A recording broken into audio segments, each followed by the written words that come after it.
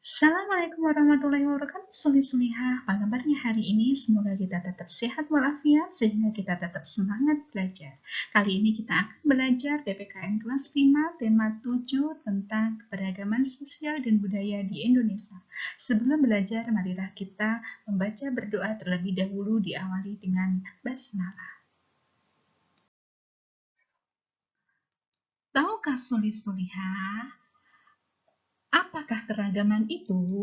Keragaman memiliki kata dasar ragam yang berarti macam, jenis, warna, dan corak. Jadi, keragaman adalah suatu kondisi dalam masyarakat yang terdapat perbedaan dalam berbagai hal, terutama suku bangsa, ras, agama, ideologi, budaya masyarakat yang menjemuk, dan sebagainya. Jenis keragaman ada dua. Yang pertama adalah keragaman sosial dan yang kedua adalah keragaman budaya. Apa itu keragaman sosial? Keragaman sosial adalah segala sesuatu yang berhubungan dengan keanekaragaman atau perbedaan dalam suatu masyarakat. Contohnya, keragaman sosial adalah mata pencaharian suku, bangsa, ras, dan agama. Sedangkan apa yang dimaksud dengan keragaman budaya? Keragaman budaya adalah segala sesuatu yang berhubungan dengan macam ragamnya tentang kebudayaan yang sudah berkembang. Kata budaya berasal dari bahasa Sanskerta yang berarti budaya, artinya jamak dari budi atau akal.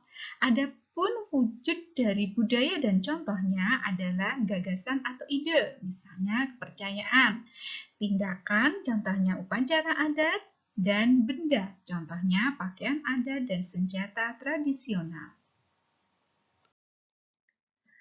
Apa yang menjadi faktor penyebab keragaman? Yang pertama adalah faktor keturunan.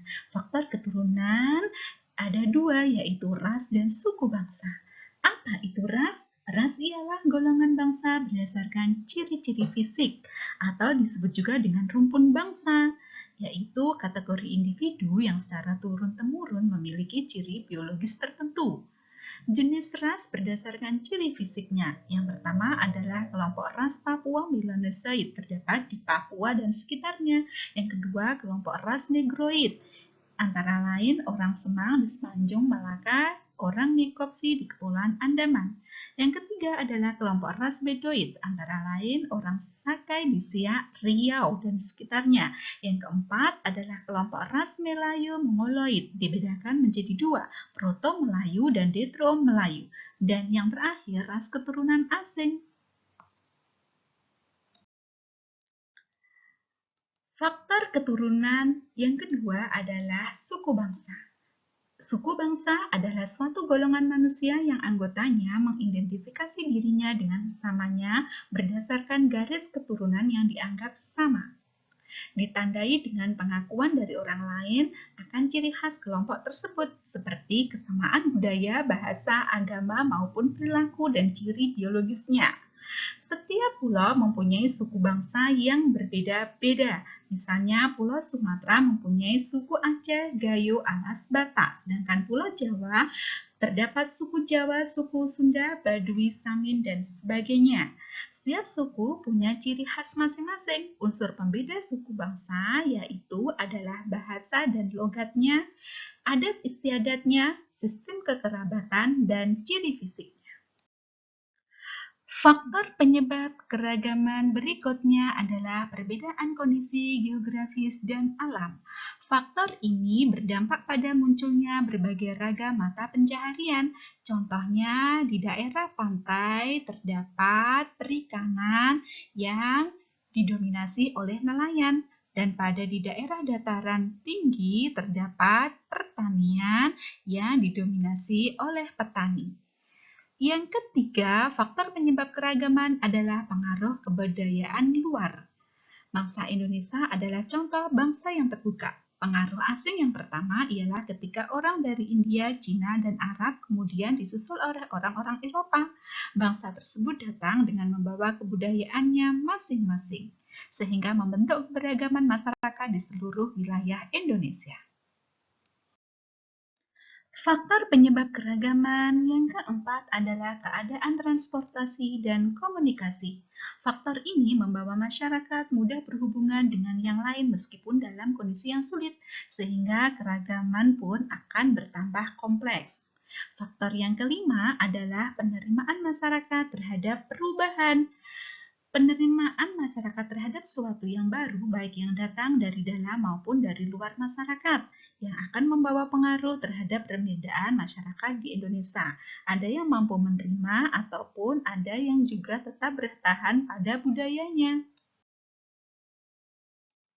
Bagaimana upaya melestarikan kebudayaan nasional? Ada beberapa cara. Yang pertama adalah pengenalan dan penyebaran budaya nasional kepada masyarakat. Yang kedua, penggalian situs-situs bersejarah dan pemeliharaannya. Yang ketiga adalah melalui pendidikan dan pengajaran, misalnya menjadikan bahasa dan kesenian daerah sebagai mata pelajaran muatan lokal. Yang keempat adalah senantiasa dikembangkan sikap menghormati kebudayaan sendiri dan kebudayaan daerah lain. Yang kelima adalah mempelajari kebudayaan sendiri dan memperkenalkannya ke luar negeri. Indahnya hidup dalam berbineka tunggal ika. Terdapat di kitab mana kalimat bineka tunggal ika? Terdapat di kitab Sutasoma karangan Empu Tantular, yang artinya berbeda-beda tetapi tetap satu.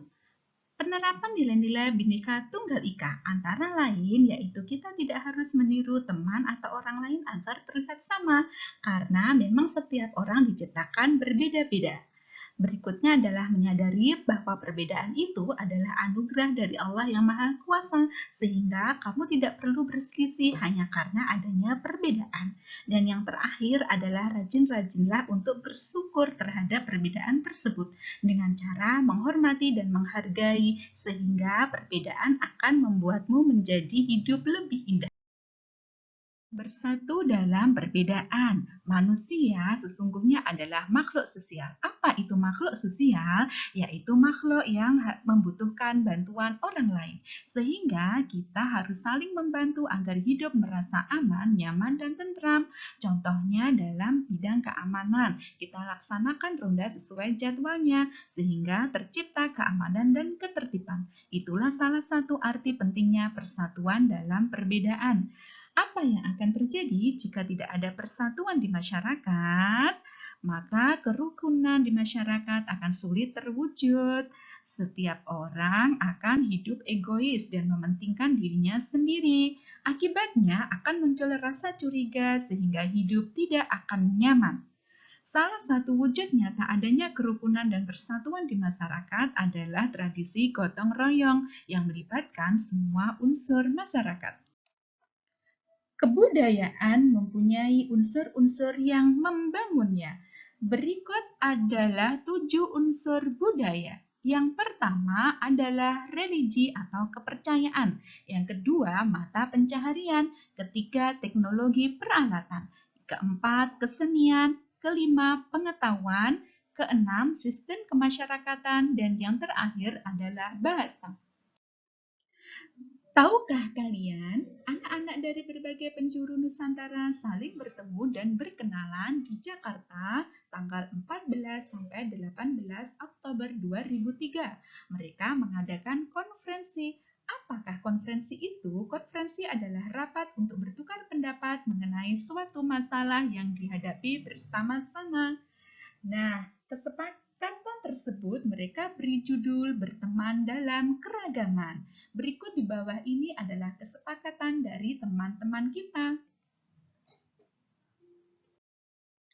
Bagaimana peran Pancasila dalam keragaman bangsa? Yang pertama adalah Pancasila sebagai kepribadian bangsa. Yang kedua, Pancasila sebagai dasar negara. Dan yang ketiga, Pancasila sebagai pandangan hidup bangsa. Berikut ini adalah praktek sikap dan cara menjaga keragaman. Yang pertama adalah sikap terhadap keragaman di sekolah. Antara lain, kita harus menghormati, menolong teman, dan menumbuhkan semangat persaudaraan.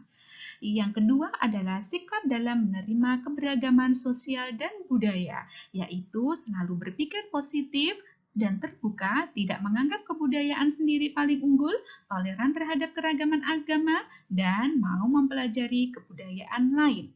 Yang terakhir adalah cara menjaga keberagaman bangsa.